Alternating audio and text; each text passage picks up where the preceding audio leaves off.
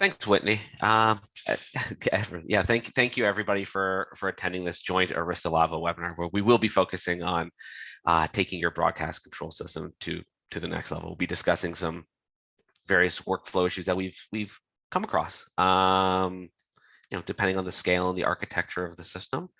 My name is Ryan Morris. I'm a systems engineer with Arista Networks, focusing on the media and entertainment vertical. I'm joined by my Arista colleague, Shakti, technical marketing engineer with Arista, obviously, and focusing on the media entertainment vertical as well. And we're very pleased to have with us from Lavo, Stefan Turque, who is the senior product manager for media infrastructure. Now, before we get into the full content of today's webinar, we'd just like to go over, review, give a brief company descriptions of both Arista and Lavo. Next slide, please. Arista Networks is an industry leader in data-driven networking within many different verticals, and that includes media and entertainment. M&E customers continue to trust our award-winning platforms and value Arista's commitment to producing the absolute highest quality of software. Key features including the support of multicast and PTP at scale, flexible APIs for monitoring and orchestration are incredibly critical to delivering the performance and the reliability that our customers demand, whether I'm referring to playout or live production workflows. And it's that last topic I just brought up before, the orchestration side of things, that will be going into quite a bit of detail on today's webinar. Next slide, please. So good morning, good afternoon, good evening, everyone. I'm very pleased to introduce Lavo as a company. We are a market leader when it comes to broadcast solutions. So we make products that cover workflows in video, audio, control, and monitoring for TV and radio broadcasters, but also addressing performing arts, houses of worship, stadiums, or even corporate applications. Our company has a 50-year history as a market leader, is situated in Germany, and a family-owned company that is manufacturing, developing according to the highest quality standards directly from the beautiful south of Germany. Ryan, back to you. Thanks, Stefan. Previous slide, please, Stefan.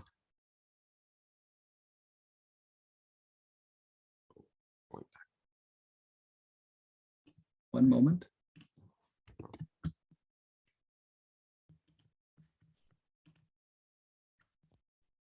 Thanks.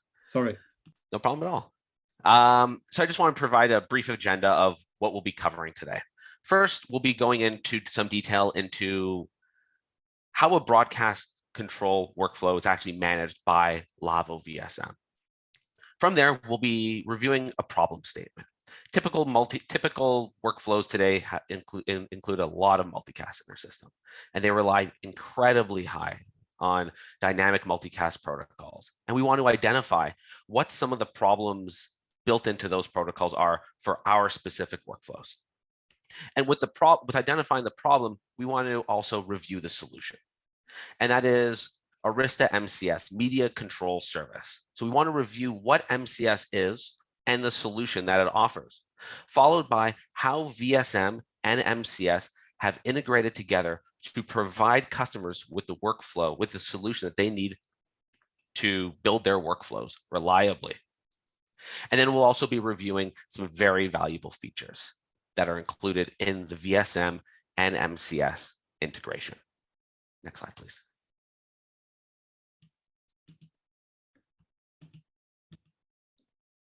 So let's start from the top and drill into the problem. VSM is, when it comes to broadcasters, that's the market leading control system over 2 decades with a mission. And the mission is to take individual broadcast functionalities that are crucial to the workflow, processing functionalities such as multi-viewers or glue, routers, as well as audio consoles, intercom systems, and so forth, and then to provide an integrated workflow that spans across multiple products and put this in front of users so they can drive an entire system and an entire chain from a very effective workflow, be completely independent from learning an individual piece of equipment, and allowing this way to scale and be very flexible in its workflow. Even beyond just the IP topic, that's our mission, and that is a mission Lavo and VSM are addressing over multiple decades with a lot of deployments around the globe. And if we now look into IP and this mission, then the expectation, if we really want to show it very simplistic, has a demarcation line. So on the one hand, there's the control. This is what the users are seeing. That's what how they're interacting with the infrastructure. And the way they are interacting with the infrastructure is quite far away from what the devices actually do and how they operate. There's a lot of abstraction in between.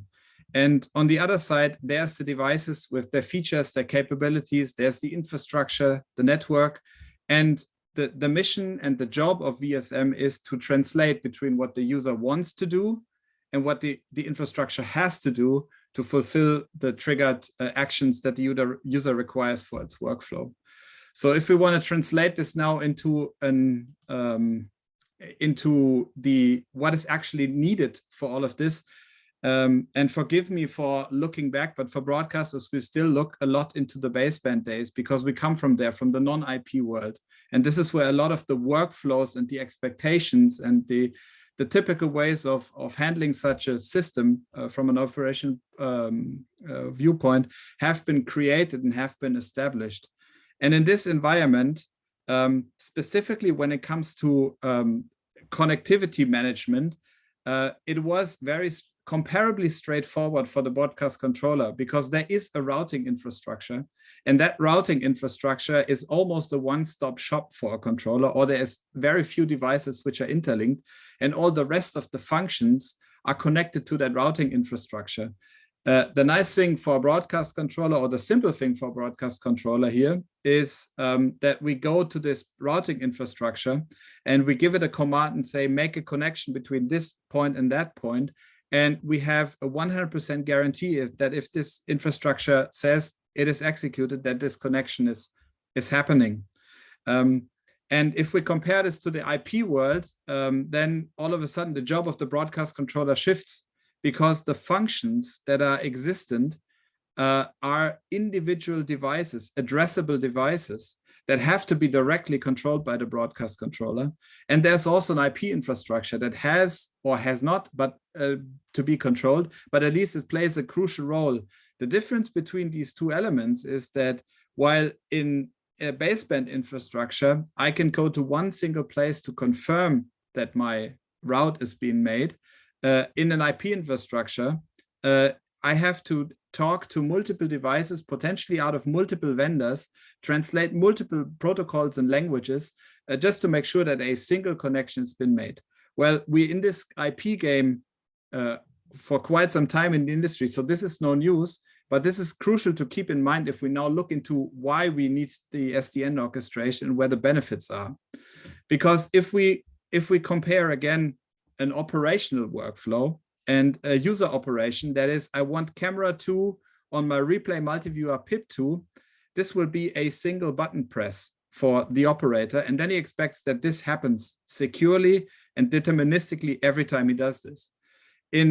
If we translate this into what has to happen underneath, then you have a camera node that provides the signal, which has to be fetched. The signal has to traverse the network, a multi-hop network potentially, has to be patched into a processing node that does the multiviewer. In the multiviewer itself, it has to be managed as the signal ends up on the right head, on the right pip.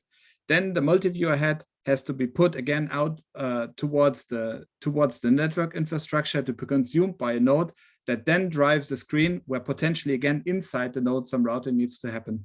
So I just wanted to illustrate this here to say that a single button press for an operator can create quite a number of actions that have to fall in line for this single button press to turn into the desired reality. Now, we as a broadcast controller, and this is predominantly still the reality out there, is we talk to the edge devices that hang off the network. So in a typical PIM or IGMP environment, the broadcast controller would take triggers from its operators and would then go out, fetch the information from the signal provider, and let's say a camera node, over a certain protocol, be it open NMOS, be it several proprietary APIs, be it open source solutions such as Ember Plus. So there is a big multitude of different ways of fetching this information. Then it has to be processed. Sometimes it even has to be slightly transferred, and then has to be pushed into the device that shall receive this signal. And then in an PIM IGMP world, the job of the broadcast controller is complete. He has delivered all of this information to the edge devices, and now the edge devices go to the network infrastructure. Predominantly the receiving device goes to the infrastructure and said, give me this multicast. And then if the network is configured correctly and everything is the bandwidth is available and so forth, this connection will become available. The one thing in this setup that is different to what we had in baseband is that the actual routing fabric is a complete black box. We don't know if the connection happens, when the connection happens, and if the connection stays over time, because the confirmations that we get is not the traffic is flowing or I have valid video. The confirmations that we get as a broadcast controller is I've received your command, I will go on and execute it. So if we try to, the network is not just an arrow, the network is actually a multi-hop infrastructure. We can end up in a situation that the edge device has provided the information after the trigger has been sent. This information has been patched into the receiving device. The receiving device has confirmed, I have received your command, I will execute. Something is wrong in the network fabric, and VSM doesn't know, but it knows it had, or the broadcast controller doesn't know that this problem actually exists. So it will flag back to the user, your connection is happening, while actually no video will be flowing. So Ryan, maybe you talk a bit about the infrastructure and what's happening there. Sure. Thanks, Stefan. So, as Stefan mentioned, there are a lot of workflows right now that are, perfectly fine relying on IGMP and PIM, these types of dynamic multicast protocols. But, I like the term that Stefan mentioned before, black box. And it really can be, a black box, to be quite honest, because we don't necessarily, the broadcast controller may not know everything that's going on in the system from a multicast perspective. Now, one thing that's very interesting is that what is the problem with IGMP and PIM? Like, they're being used all over the world right now, but what's the problem for our workflows? Well, the problem is that IGMP and PIM are not bandwidth aware.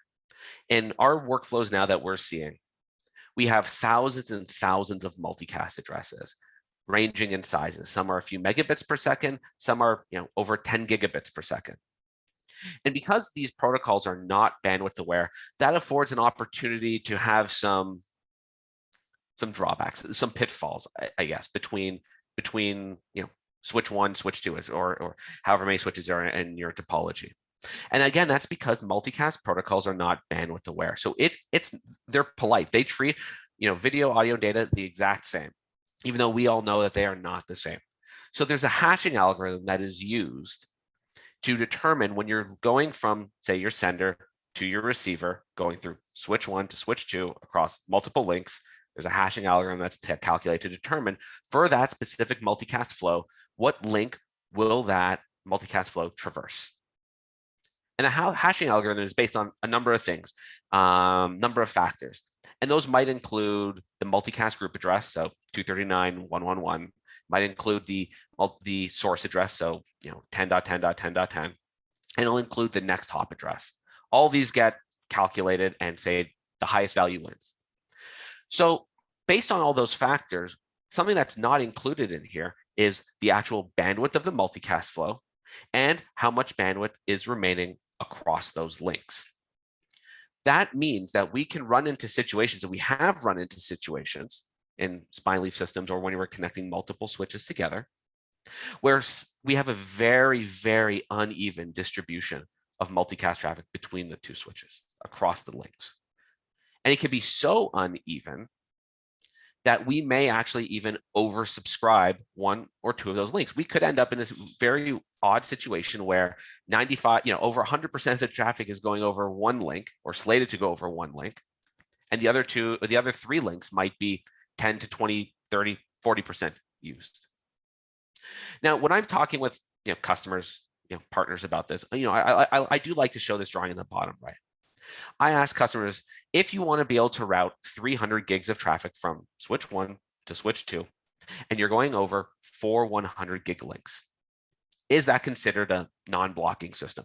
Can I guarantee that I can send all that traffic from switch 1 to switch 2? Some people might say, yes, of course. 400 is bigger than 300. Why not? But they might be forgetting the hashing algorithm here. I don't know how those groups are going to hash in steady state. So if all 4 of those links are up, I may have 102 gigs be traversing that first link. And then what also happens if there's troubleshooting, if an optic fails, if a cable gets disconnected, then we go through the entire hashing algorithm again, possibly, and we have a redistribution of multicast traffic across from everything that was going over that disconnected link getting redistributed across all those other links. So there are possibilities of failures of those kinds in these systems. Next slide, please. And relying on IGMP and PIM, as I just described there, with multiple links, that's obviously something that we need to solve. But we can also see from a topology perspective like this, like a fully purple network. So the red and blue, there's no air gap between the red and the blue networks. Everything's just one fabric.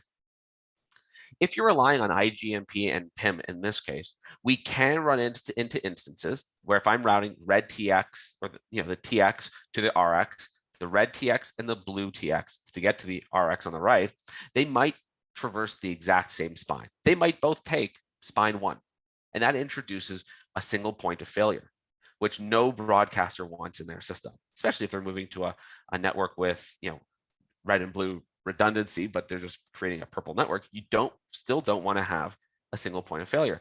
So you want to have an SDN or an orchestration tool that is smart enough to understand, I want to keep my red and blue separate so that I can reboot or upgrade spine 1 and not take down what is possibly a very, very critical signal. Next slide, please. Now, if we go back to, say, just a regular red and blue architecture, so this is just the red side of a network, for example, what if we have a multi-spine environment, which are becoming more common today? We can, in an IGMP and PIM world, if in this case I'm routing red TX to red RX1 and RX2, again, because of the hashing algorithm that I was referring to earlier, at least by default, I can end up duplicating my signals across multiple spines. So to get to red RX1, I take spine 1. To get to red RX2, I end up taking spine 2. So that's an unnecessary replication of multicast traffic that's impacting our bandwidth. It's just very inefficient. Now, while there are methods to prevent this, and I've included a link there on the right-hand side, multicast, multipath, where we essentially modify the hashing algorithm. So all SGs will always hash at the same spine. That still does not take into account anything with bandwidth, either from spine to leaf or just the bandwidth of the flow itself. Next slide, please. Sorry, next slide, please. Thank you. Now, these are the most common 2110 topologies that I'm seeing today. And they it's kind of like an evolution going from left to right. A lot of customers might have started off with spine or monolithic systems. Everything is home run to one big switch. And that can work very well, obviously, depending on the physical layout of your facility and what your goals are, what your system is supposed to support today and in the future. But we do see a lot of customers now migrating to a spine leaf, the diagram in the middle there.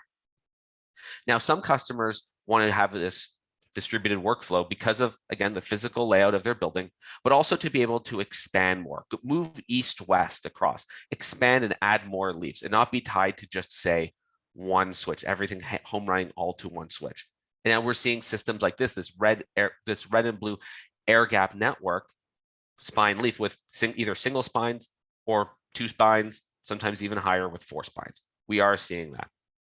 And then we do see there being discussion about having fully purple networks, as I kind of described before. That's the drawing on the right.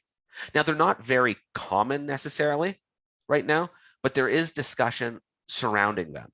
And obviously, for any deployment like this, we will need a very smart broadcast controller and orchestration tool to be able to fully support these systems without any risk of oversubscription. So Stefan, what are you also seeing from your discussions with customers, if you don't mind me asking? Well, Ryan, this is very similar to what we see in our deployments. So there is still a lot of monolithic designs, and these are the designs where IGMP and PIM work very well because the risk of running into problems is very low. But we are seeing more and more spine leaf air gap design.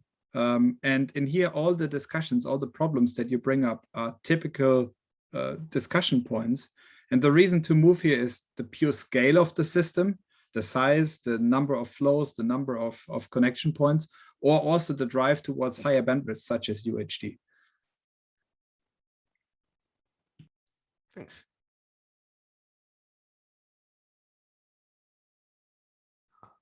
Next slide, please. So Shakti, are you able to provide an introduction to Arista MCS for everyone attending? Thank you. Thank you, Ryan. So as we have seen in the previous set of slides, media industry's IP-based workflow and topology demands are constantly growing and evolving.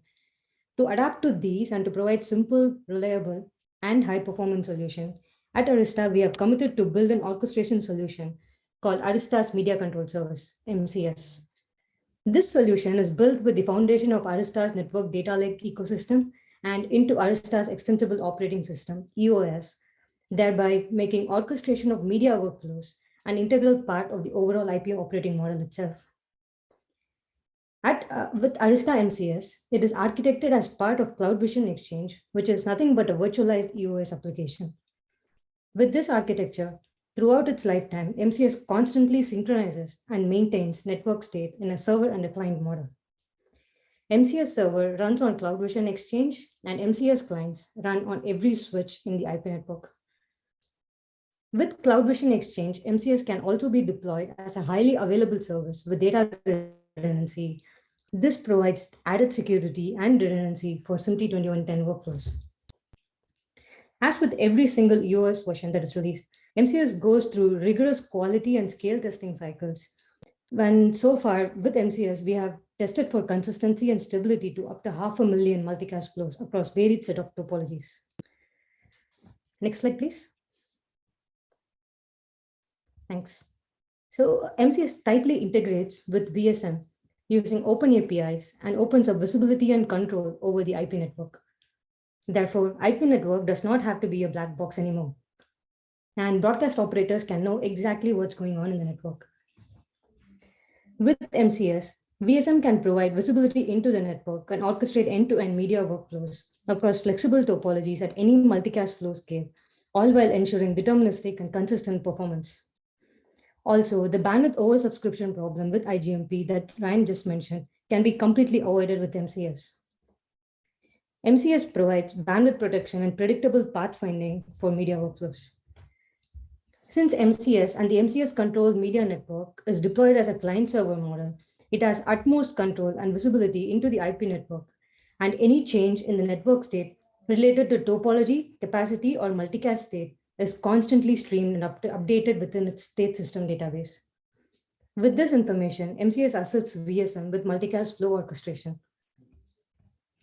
Once VSM learns where the media endpoints are connected and the bandwidth that is required for them, VSM consolidates that into a REST-based HTTP API and posts and sends an ad sender and an ad receiver request to MCS.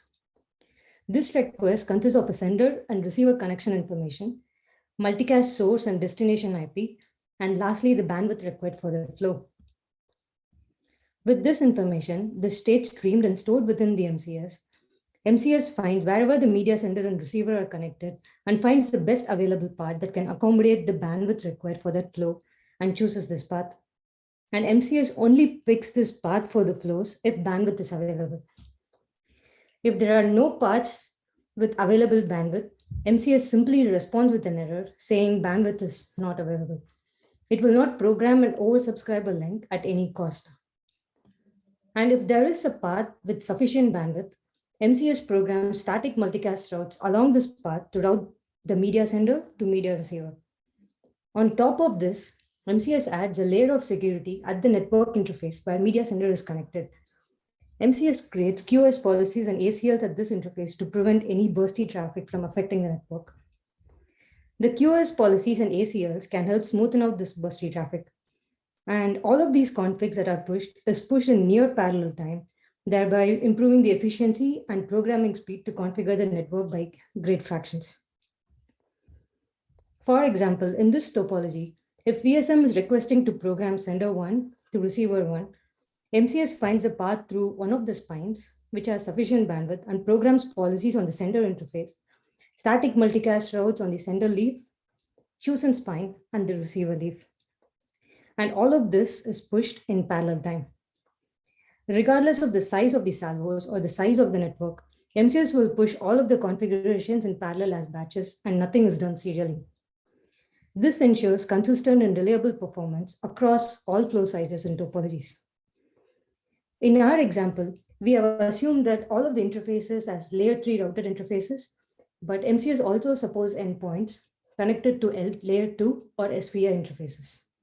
In this case, MCS also configures IGMP snooping entries at these interfaces on top of static multicast routes. And along with the configuration, MCS also constantly streams the status of the configuration back to VSM as notification. This is used as a tally feedback by VSM to represent the status of the take back to the user. If a take is successful or not, it will be represented to the user instantaneously.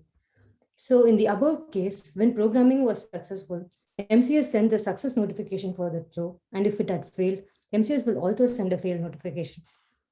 This notification consists of multicast flow information and the status of the take. Again, sending a notification tally back to VSM is very, very important because it lets the end operator know if an operation succeeded in the network or not. This is one of the biggest disadvantages of IGMP, which is now overcome by MCS. In IGMP system, network feels like a black box because of the lack of accurate tally from the network. Whereas with MCS, you get to see if the broadcast operation is translated successfully into a network operation or not. And on top of this, VSM and MCS uses a concept of a tracking ID to trace every take issued by the operator. These tracking IDs are extremely useful to associate the status of the take for tally or to track the request across the system end-to-end for troubleshooting. Again, all of the state that is streamed to VSM and more of MCS's internal state is also streamed to Arista's Cloud Vision portal, CVP, for further troubleshooting and monitoring. This provides visibility into the network for additional dashboards or monitoring or event alerts. I wanted to highlight one of the powerful features of the architecture of MCS. It is the constant client-server synchronization that is happening between MCS server and the client switches. This helps with maintaining configuration across switch reboots or even accidental failures. In case of switch reboots, either planned or unplanned, MCS can simplify user experience with resynchronizing the expected flows after reboot without any intervention from the broadcast operator. So upon switch reboot, broadcast operator or VSM does not have to do anything to go back to a previously known state. MCS automatically synchronizes state to the switches and reestablishes the required flows. So none of the status that was there before the reboot is lost. This feature makes it extremely simple to maintain overall workflow status because if the flows are deleted during the time of reboot, MCS ensures that these flows are not reprogrammed after the switch comes back up. And this way, MCS ensures that network is secured and is always configured as intended. On top of this, the client-server model is also highly useful to detect network failures that impact the multicast flows. In the next few slides, we will see how MCS associates the network failures with multicast flows. But before going into this, I would like to give a small overview of MCS's APIs that help with MCS and VSM integration. This will also help us understand a bit more about network failure scenarios that MCS handles. Shakti, a quick question came in. You mentioned that MCS is, program static routes. What happens if a customer wants to have both statics being managed by MCS and also have IGMP flows being managed by IGMP, so dynamic in the same fabric? Is that possible? Yeah, absolutely. That's a good question. So MCS and dynamic multicast protocols can coexist in the same network as long as the multicast groups used by either of them are unique. That means they cannot overlap each other. So you can dedicate a specific set of multicast flows to be controlled by MCS and a different set of them to be controlled by IGMP. In fact, today with VSM and MCS, you can orchestrate both the system at the same time. I would also like to add that in case if a system is accidentally configured to have overlapping multicast groups, in that case, only the configuration programmed by MCS will take effect. Though you may see IGMP and MCS config in your system, routes established by MCS will always take the highest priority, and the routes established by IGMP with overlapping multicast will be overridden by MCS config. So this way, MCS programmed routes in your system is always preserved.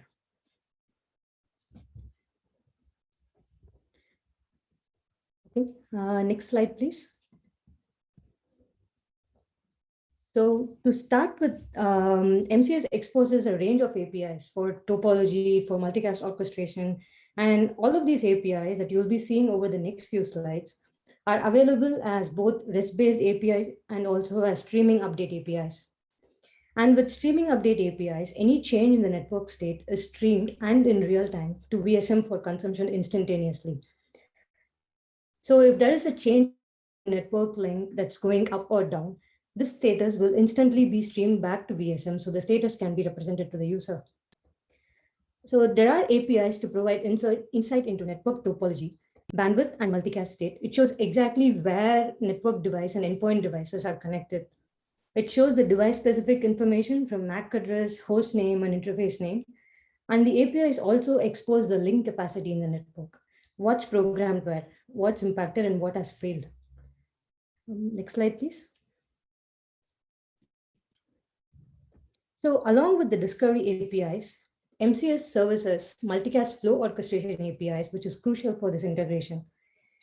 And using these APIs, VSM informs MCS of the multicast sender, receiver, and the bandwidth required for the flow. VSM programs these flows one at a time and groups them into batches whenever possible.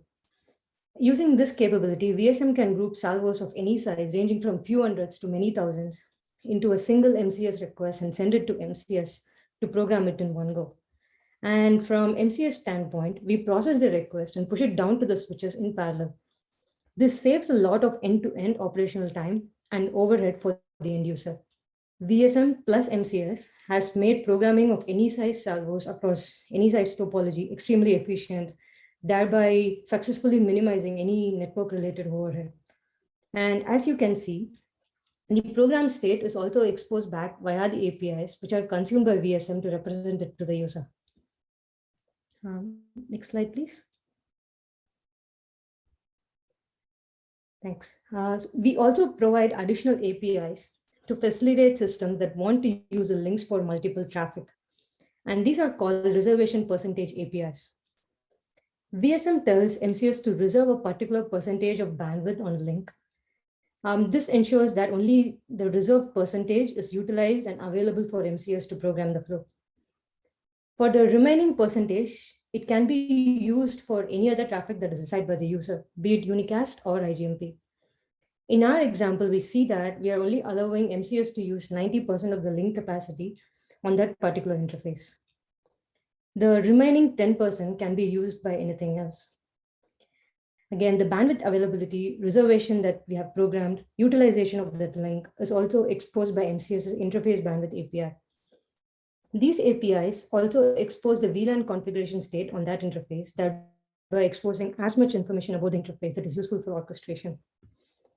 And Stefan, over the next few slides, will show us how VSM abstracts these APIs as part of workflow and also speak about special workflows with mobile devices. Thank you, Sakti. So with all this capability that has now been here described, let's zoom out again and see how VSM wraps around this. Because taking off from our last slide is the edge devices are connected to a multi-hop network. VSM talks to the edge devices. And instead of the network being a black box, there's MCS now, which knows what the infrastructure does and which can influence what the infrastructure does. And VSM and MCS interact with each other. So while VSM knows what's available in the edge devices, what their bandwidth is, who is the originator, what will be the multicast address, MCS knows where these devices are connected, so this information can be matched. So VSM can program the sender and destination table into MCS. And then VSM, during the operation, the broadcast operation, VSM will tell MCS to stitch a flow between the specific sender and the receiver, saying where the sender originates and where the destination sits. It can be sure that a path will be found, and it can also be sure that the bandwidth is managed in the network. So it means that VSM knows that if a connection is being made, there is allocated path through the network, which is secured for this specific flow, which is a completely different level of security that we can then flag back to the operator. We also know that if something does not work out in the network infrastructure, that we know for sure that this doesn't happen, or if something gets impaired over the runtime because, for example, one of the switches reboots, VSM is in the know about all these facts through MCS and is capable of then acting onto this and displaying this to the users.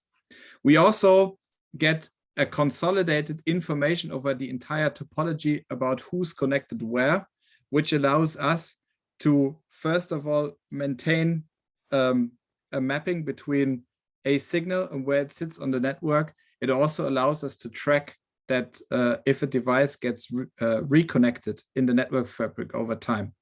So with the integration between VSM and MCS, the black box is gone because we know what's actually happened inside the infrastructure and can take this information back to the user and give him a completely different level of confidence when he stitches a connection.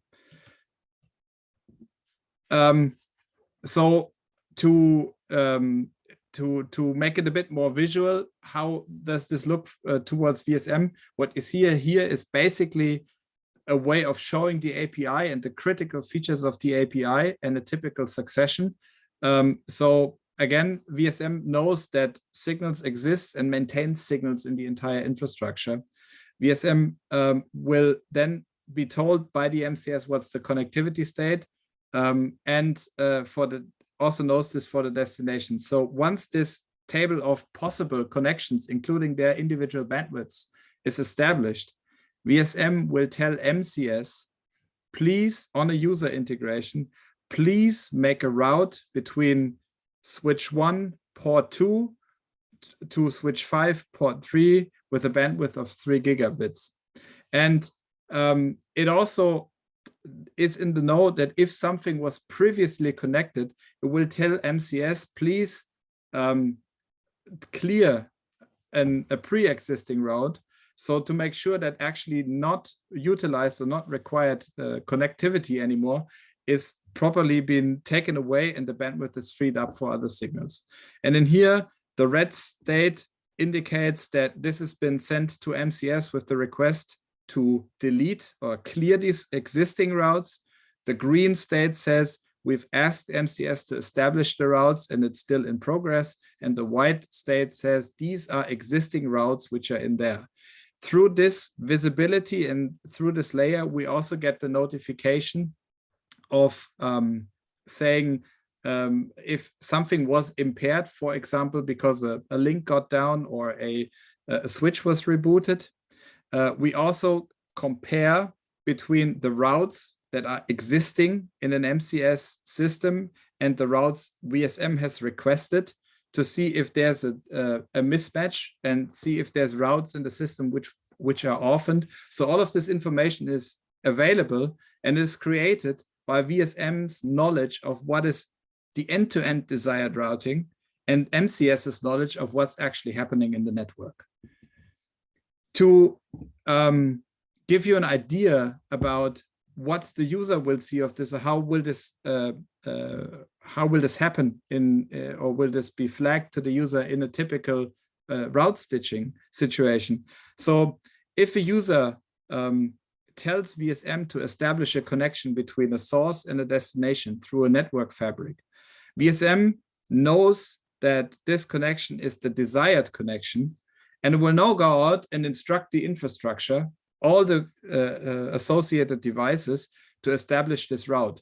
And as long as any situation, any path along the way in the edge devices as well as in the network fabric is not confirmed back, the connection will be flagged back to the user as saying it is intended, but it's not active. As soon as the infrastructure tells the VSM the connection is now fully established, we will flag back to the user that now his connection is there. There's a path in the network, and this is how he knows that his connection is properly and securely happening over the network. Stefan, very quick question that's actually come in. For folks who've used VSM in the past, possibly for an IGMP, possibly for baseband, is there any, how's the look and feel of VSM in an SDN or in an MCS system compared to a non-MCS system? Well, Ryan, thanks for bringing this question forward, because it's actually very similar. The user will, what is interesting to the user is to say, is the connection actually established, or is the connection intended but not established? So these are the states that we flag to the user, regardless if there's an SDN system or not. But as in one of my previous slides, if something is going wrong in the network, but VSM has no information about the network, it will show the user the connection is established, but in reality, it's not established. So basically what we do with the integration between MCS and VSM is that in an Arista fabric, we now add another big bulk of information to this decision-making, whether the connection is actually happening or not. So the look and feel is the same, the operational workflow is the same, but the confidence level is certainly a completely different one. Now, I want to continue with one additional use case that is has to be thought through and has to be tackled in an SDN SDN orchestrated network. We have so far talked about workflows where physically the sender and the receiver are located at the same position, and this position is static over the time of the operation. That is certainly true for a lot of the signals and a lot of the destinations, but not for all. There is always nodes, and there's quite a number of nodes that have to travel and have to be reconnected, specifically in a 24/7 operation, like a typical broadcast system is. Stuff gets reconnected, and in an SDN orchestrated infrastructure with active routing, where VSM has told the MCS to make a route of a certain size from a particular ingress port to a particular egress port, some treatment has to happen to make sure that if I reconnect this device to another physical location, into another room, to another wall box, which ends up on another switch, that this route has been reestablished, because if routed from a broadcast controller, it's a very typical use case. There's the intention to maintain the route even if I reconnect the device. And in order to do this, we utilize the ability for MCS to tell us something about the connectivity state, all the LLDP information through the one interface. So we have an idea where nodes sit and we can find them again. And then we can instruct MCS based on that change to clear a route from the not used port and reestablish it on the new port where it's connected. And all of this without the user, without an active user interaction.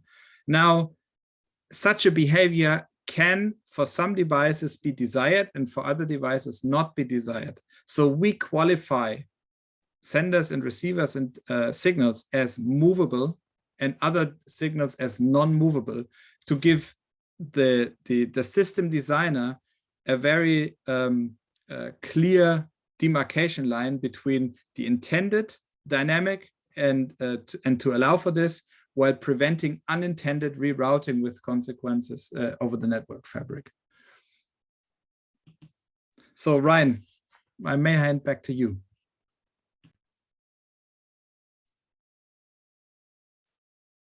Shakti, you'll yeah, sure. Great. Thanks, Ryan. Thanks, Stefan. Yet again, this shows how the tight integration with MCS's APIs to expose and to program the network state, and VSM's flexibility with adapting to newer workflows is powering our media customers. So I wanted to drill a bit deeper into how MCS facilitates exposing and recovering from network failures that impact the multicast flows. As MCS is architected as a server and a client model, it constantly synchronizes flow programming state across the topology. MCS knows exactly which network link or switch is utilized by which multicast flow. If there are any network failures like switch failure or a link failure, MCS instantly detects this and represents the multicast flows utilizing this path as impacted to VSM. As MCS synchronizes and stores the topology and flow program state, it can correlate both of the information and represent useful alerts to end user. For example, if you look at the topology below, we see one multicast flow program from sender and has 3 multicast receivers spread across the topology, with 1 receiver on the same switch and 2 receivers on different switches across the spine. If there is an uplink failure to spine, MCS only represents the receiver 2 and 3 as impacted for the flow because the traffic path to these receivers are impacted. And receiver 1 stays in healthy state as the traffic path to this is unimpacted. Next slide, please. Once the impacted receivers are reported, MCS then provides the broadcast operator with the choice to recover from this impacted state. It is imperative to provide the broadcast operator with the choice to recover because flow priorities can change dynamically depending on the workflow. When receivers are represented as impacted, operator is notified of this via a tally notification, and the operator has to issue the same take that was used to program the flow for the first time. They do not have to do any additional actions to reestablish the flow. This way, the operator has a choice and the flow priorities are preserved and also adapted dynamically as it is needed in the system. Once the recovery take is received by MCS, it will find an alternate path provided there is sufficient bandwidth to accommodate the flow. If there are no alternative paths, MCS simply errors with the response. And based on the response, operators can plan their next steps for resolution. Next slide, please. Thanks. So one of the future topologies that we see on customer roadmap is a purple topology. As Ryan and Stefan mentioned earlier, these topologies contain red and blue flows. In a native IGMP world, because of the nature of the protocols, there is a very high chance of IGMP protocols choosing the same spine for both red and blue flows. And this can cause oversubscription in some cases. But if the spine were to go down, this will cause a single point of failure for both of the flows, which means the feed is entirely lost. With MCS and the APIs that is provided, we provide VSM with the capability to tell MCS of red and blue flows as paired flows. And with this information, MCS can algorithmically distribute red and blue flows away from the same spine if possible. This is again constrained by bandwidth availability. If the bandwidth is available across spines, MCS will successfully distribute the red and blue flows on different spines. This way, for purple topologies, with MCS, we can completely eliminate single point of failure that can occur in the IGMP world. Next slide, please. So over the past hour, we saw how the media over IP workflows have evolved across monolithic and non-monolithic systems. For the non-monolithic systems, the multicast scale, bandwidth requirements, and topology constraints can be highly varied. And in such systems, it is extremely important that the solution that we build prevents bandwidth oversubscription and provides protection for the flows throughout its lifetime. Along with bandwidth protection, we also need a system that provides a strong foundation which can establish baseline security and reliability that is needed for broadcast protection. And it should also remain highly flexible to scale as the system grows. It is also imperative to remove the black box component of the network by providing as much visibility into the network operations as possible. And visibility into the network operations will only further strengthen the trust and reliability on the IP network.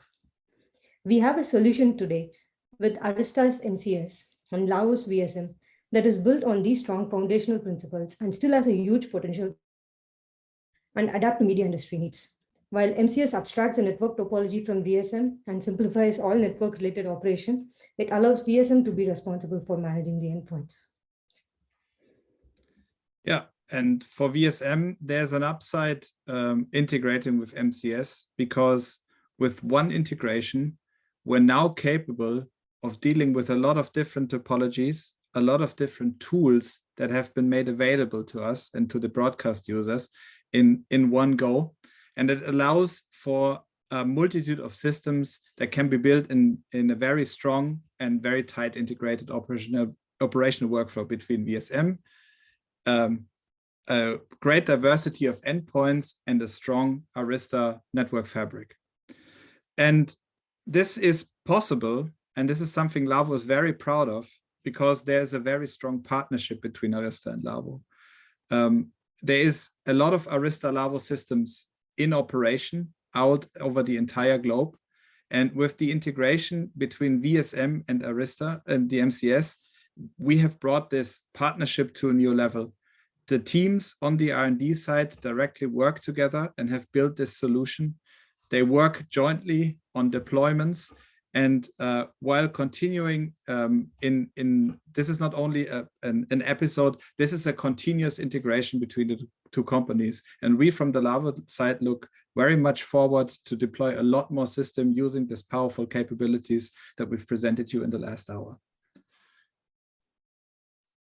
Thanks, Stefan. Yeah, the feeling is definitely mutual. It's been fantastic partnership. We've done so far amazing things integrating VSM and MCS. So thank you for your kind words there as well. Thank you. And I guess that about does it for this presentation. Thanks, Shakti. Thanks, Stefan, for joining. Thank you for the panelists in the background and everyone who helped put this together. If anyone has any other questions that they did not have a chance to ask throughout this session, please contact either your local Arista team or your local Lavvo team, and everyone would be more than happy to help out in any way. So thank you everyone for attending. Really appreciate it.